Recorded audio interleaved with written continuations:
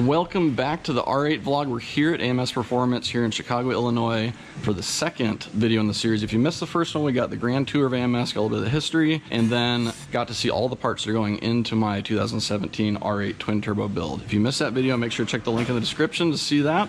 But today, we're gonna be starting to tear the car apart and maybe install some parts before we have to go home and leave these guys at work in peace. We got plenty to show you guys in this video. Let's get right to it.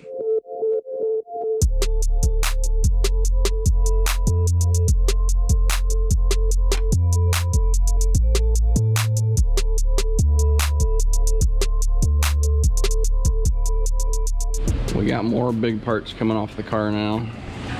The rear brace, rear bumper guard. Dang, look at all that room. Now we got access to everything. Yep. Dang. Still looks pretty new in here too. That's impressive. What's this? Oh, dang. Woohoo! So this isn't my intake, but this is a pretty close example. There'll be some red pieces on mine. Mine will be back here like Friday, but we won't be here to check it out. Because these will be red in here. Oh man, that's so sweet. Going bye-bye. You're gonna hang it on your wall. That's not a bad idea. It's really cool. It is a sexy looking intake. Nice.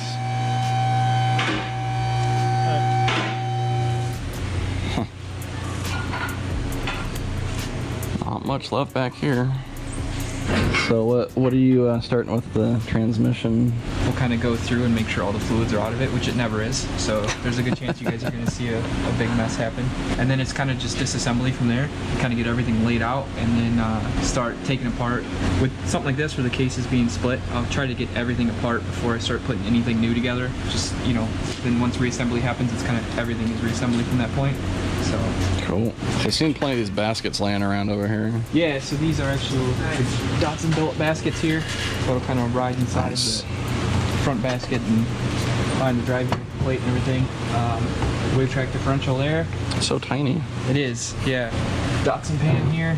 The one That's plus of this thing is it actually has a serviceable filter in it, which the stock one doesn't. Okay. So is that the primary reason for upgrading that? Yeah, and it adds some strength to the case, obviously too. Anytime you put in kind of billet pieces in there. Datsun, these are the upgraded half shafts here. Dang. So. Oh, they're nice. Yeah, once you see the stock ones and you can kind of compare, it makes a whole lot of sense. We've actually seen a couple cases of guys breaking the stock short shaft. So it is a lot shorter. Yeah. You wouldn't think that would be the weak link. Yeah. How short it is. Rides inside the diff cover here, so that'll. Wow, that's beautiful. Yeah. And then obviously the second gear back there, which is just a lot beefier of a piece. Yep. So. That 1-2 shift's a brutal one. Yeah. Yeah. Cool. I've seen a couple of those shatter, the stock ones. So. Yeah. Sweet. She's getting a lot of upgrades. Oh yeah. Time to get torn apart.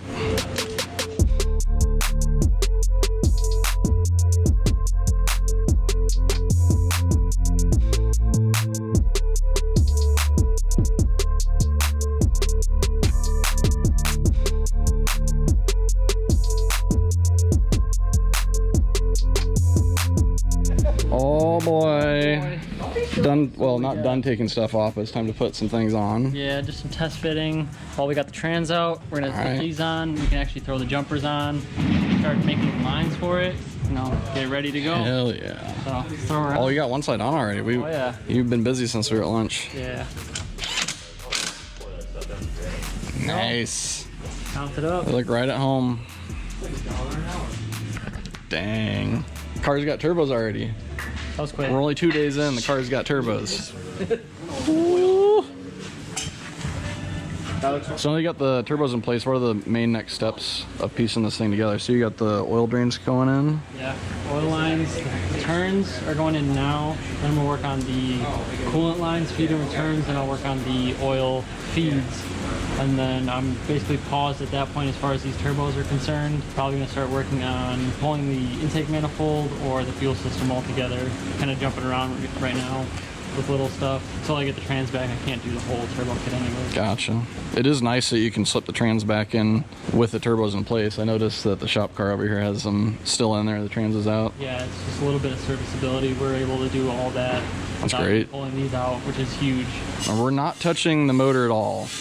That's nice. It'll remain sealed. Put some farm mode stuff out.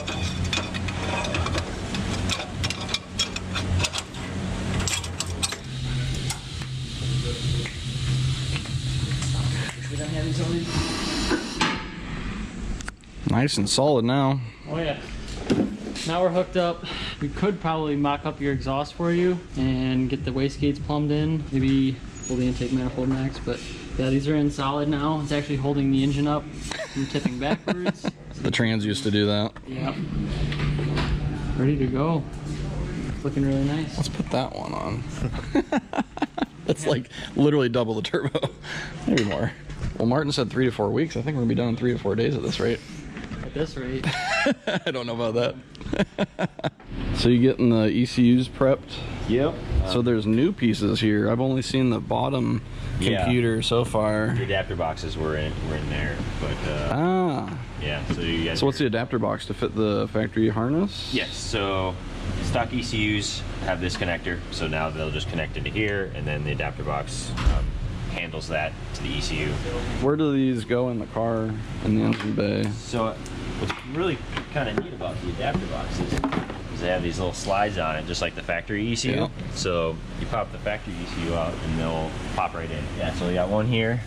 Oh, from the factory, it's got 2 computers. Yep. Okay. And then one over here. Ah. I assumed it was a Motec thing, why there's 2 computers, but it's the same thing from the factory. Yep.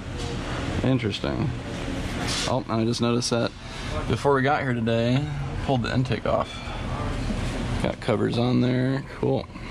We showed up a little bit late today and you got everything torn apart. Some of it's starting to go back together. It'd be cool to see the difference between stock and what we're upgrading to. Absolutely. So first thing is we're doing, obviously, these are the stock baskets here. Okay. We're upgrading to the Datsun billet baskets.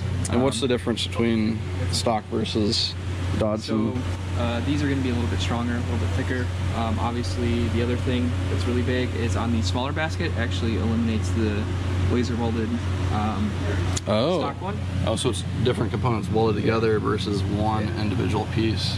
Cameron's actually seen, I think it's the smaller one, right? That's actually Yeah, these laser welds. When you start abusing the car more and more and taking it down the track, you'll see those break.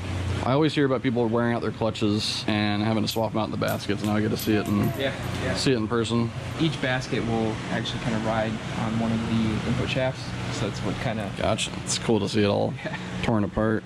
Yeah. So the entire basket slides in Yep. right here. The whole basket slides in together. Yep. So that's normally where that guy sits, and the basket slides into that. Huh. So now we've seen the baskets moving out of the clutches themselves. The car's transmission is considered a dual clutch transmission. Yes. I assume it's because of the 2 different sets of clutches here. Exactly. Yes. And between stock, which has already been pulled out, and the aftermarket that's in there now, I see obviously there's more clutches in there. Yes. Can you explain how? Yeah. So we go from 6 clutch to 9 clutch. So we do like it's 6 on one side, 6 on the other. Now it's a 9 and 9. For a total of 18, but each set controls, like say this one would control the evens and the opposite would control the odds, or vice versa. So it switches back and forth as it goes through the gears? Yeah, so this one will engage those guys, and then that one will slide right over the top. Gotcha. Like they say, dual clutch shifts so fast. When you're in first gear and you're accelerating, it's okay, we're accelerating, so I need to get second gear ready for the shift. So it'll have second gear ready, and all it needs to do is take the pressure that's engaging one set of clutches and engage the other set, and boom, you're in second gear.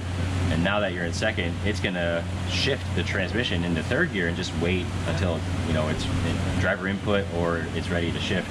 So it's anticipating the shift. Yeah. Already ready to engage. Based on driver load, if you let off, then it's probably expecting a decel or cruise or whatever. But it's an unbelievable difference compared to any other transmission yeah, it's pretty crazy. I've driven. So it's really cool to see the technology behind that. Yeah, because they can change the fluid from one set of clutches to the other, like super fast, way faster than a shift. So Sure. That's why it gets the shift ready.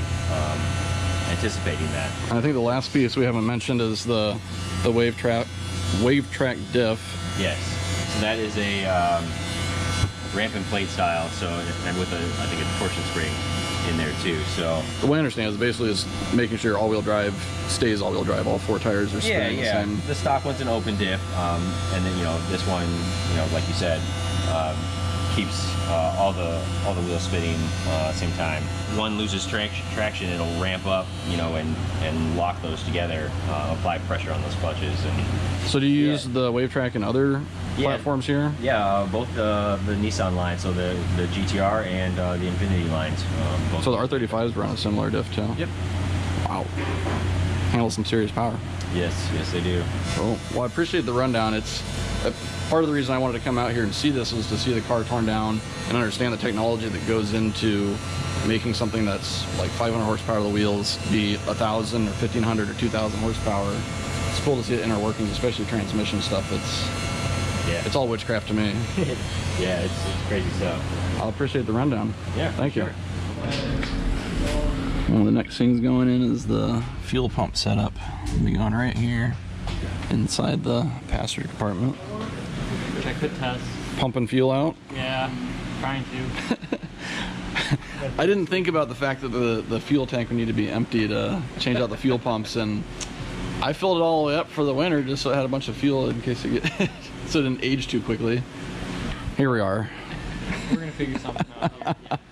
All right, so next up I'm gonna hand it back over to Michael here, the AMS blogger. You guys started doing vlogs of all the cars in the shop a few months ago, right? Yeah, about 6-7 months ago we started doing YouTube vlogs here in the shop, so we upload every Monday at 11 o'clock Central, and we're covering our V10 platforms, the Audi R8 and the Lamborghini Huracans, Mark V Supras, and our GTRs. Oh yeah, you guys have seen tons of AMS GTRs on our channel, so make sure to check out the link in the description. You can see all the vlogs from AMS here. Next up with the car, Michael's gonna be filming all the stuff that goes back into the car. You get more of an inside look at what it takes to put everything into my Audi R8, and in the next video we're going to be starting up for the first time and putting on the dyno. So make sure to subscribe to our channel so you can stay up to date on the R8 vlog, and we'll see you guys next time.